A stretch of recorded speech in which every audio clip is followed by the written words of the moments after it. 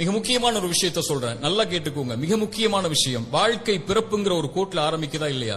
அந்த பிறப்புங்கிற கோட்ல ஆரம்பிச்ச மாதிரியே மறுபடியும் மரணம்ங்கிற அதே கோட்ல வந்து முடியும். பிறக்கும் போது எப்படி ஒண்ணும் இல்லாம வந்தானோ அது போல மரணிக்கும் போதும் ஒண்ணுமே இல்லாம எல்லாத்தையும் விட்டுட்டு போயிருவான். அவனுடைய செல்வம், சொத்து, குடும்பம், குழந்தை எல்லாத்தையும் விட்டுட்டு ஒண்ணும் இல்லாம பிறந்தது மாதிரியே போய் சேர்ந்துருவான்.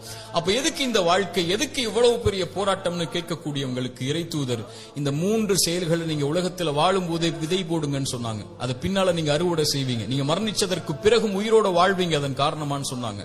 அந்த 3 விஷயம் என்ன தெரியுமா? முதல் விஷயம், இறைவன் உங்களுக்கு செல்வம்னு ஒண்ணு கொடுப்பான், அது பிறருக்கு இந்த உலகத்திலேயே கொடுத்து உதவுங்க. அதன் மூலமாக ஒருவன் பலன் பெற்றிருந்தால், அதன் மூலமாக இன்னொரு பலன் பெற்றிருந்தால் அந்த தொடர் நன்மை உங்களுக்கு வந்தடையும் சொன்னாங்க. இரண்டாவது, இறைவன் உங்களுக்கு கல்வின்னு ஒண்ணு கற்றுக் கொடுப்பான். எதுவா இருந்தாலும் சரி, ஒரு எழுத்தா இருந்தாலும் சரி, அது பிறருக்கு பலன் பெற கற்றுக்கொடு. அதன் மூலமாக அவன் பலன் பெற்றிருந்தால், அதன் மூலமாக பலன் பெற்றிருந்தால் அந்த நன்மை வந்து சேரும்னாங்க. மூன்றாவது, இறைவன் உங்களுக்கு குழந்தை ஒன்று கொடுப்பான். கணவன் மனைவி நோக்கமே அதுதான். அந்த குழந்தையை நல்ல முறையில் வளர்த்தெடுத்து அந்த குழந்தை உங்களுக்காக பிரார்த்தனை செய்யும் அளவிற்கு நீங்கள் வளர்த்திருந்தால் அந்த குழந்தை செய்யக்கூடிய பிரார்த்தனைன்னு சொன்னாங்க. அப்படி நல்ல குழந்தைகளை இந்த பூமியில் இருந்து மரணிப்பதற்கு முன்னதாக வளர்த்தெடுப்பதுன்னு சொன்னாங்க.